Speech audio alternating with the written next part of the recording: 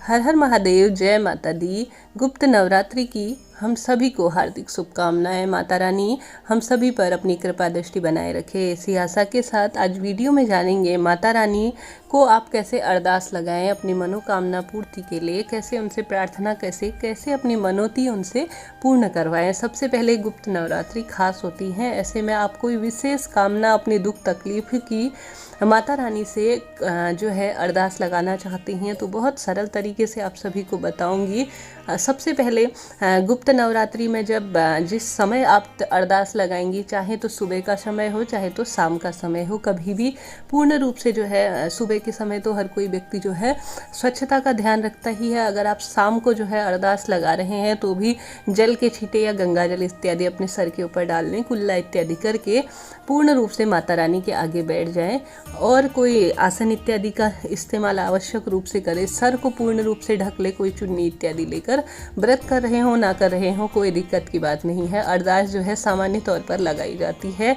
ऐसे में एक दीपक आप सभी को आवश्यक रूप से प्रज्वलित कर लेना होगा अरदास के समय, और कोई साँझ का समय हो तो ज़्यादा उत्तम है। जब आप पूजा करते हो निश्चित समय पर सुबह का समय हो तो बेहद उत्तम है। ऐसे में आपको सामग्री चाहिए होगी चावल ऐसे हो जिनको आप एक बार देख लीजिए खंडित ना हो, क्योंकि खंडित वस्तु जो है उसमें से ऊर्जा कहीं ना कहीं क्षय हो जाती है, ऐसा माना जाता है। ऐसे में आप सभी को देख लेना होगा कि एक बार जो चावल है अर्थात अक्षत है वह कहीं से खंडित ना हो, उन्हें लेना है।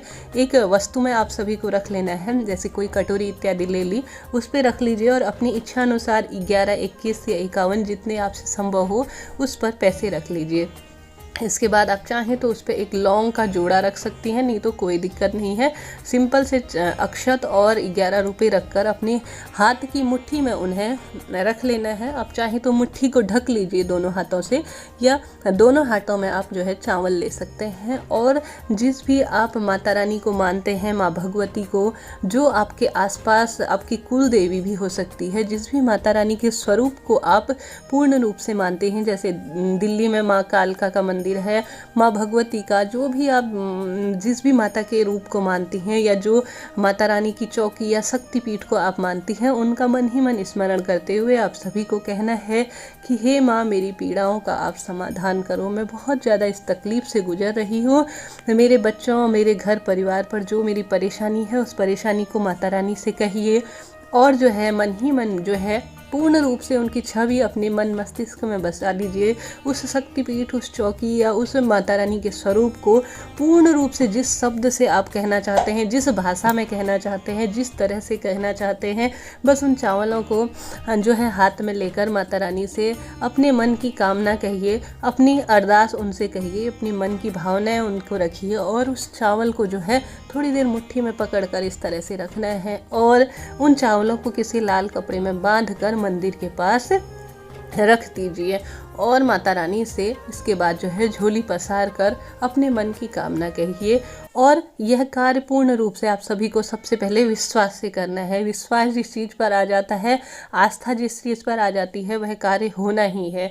और इन चावलों को जो है अपने मंदिर के पास में रख दीजिए पूर्ण रूप से। ध्यान रखिए जब तक मनोकामना पूरी ना हो बार बार जो है उस चीज़ को ना छेड़िए। कहने का अर्थ है थोड़ा सा उसे जहाँ पर है वहीं पर रहने दीजिए। हो सकता है 1-2 बार गलती से इस साफ सफाई इत्यादि करने में इधर उधर हो जाए, कोई दिक्कत की बात नहीं है। इसके बाद जो है जब आपकी मनोकामना, यह पहला तरीका है, पूर्ण हो जाए तो इन चावलों को लेकर किसी चौकी या शक्तिपीठ या मंदिर हो जहाँ पर, वहाँ पर चढ़ा आना है माता रानी को।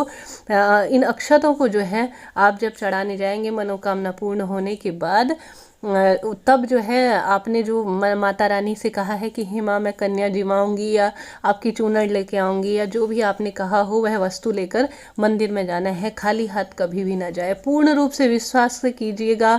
माता रानी अपने भक्त की अरदास आवश्यक रूप से सुनती हैं और मनोकामना को पूर्ण करती हैं। कोई भी आपकी अरदास हो सकती है, आवश्यक रूप से पूर्ण होती है।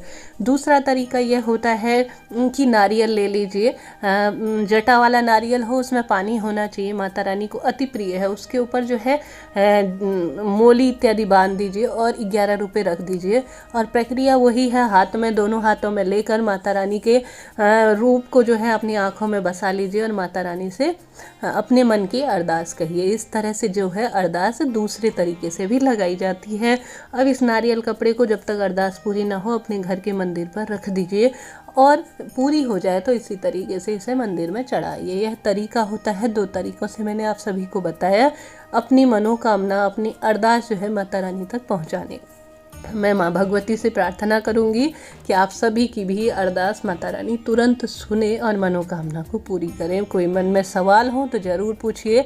चैनल को लाइक, शेयर और सब्सक्राइब करना आप सब भूल जाते हैं। मैं आप सभी के इससे कहूँगी कि चैनल को लाइक, शेयर और सब्सक्राइब जरूर करें। हर हर महादेव, जय माता दी।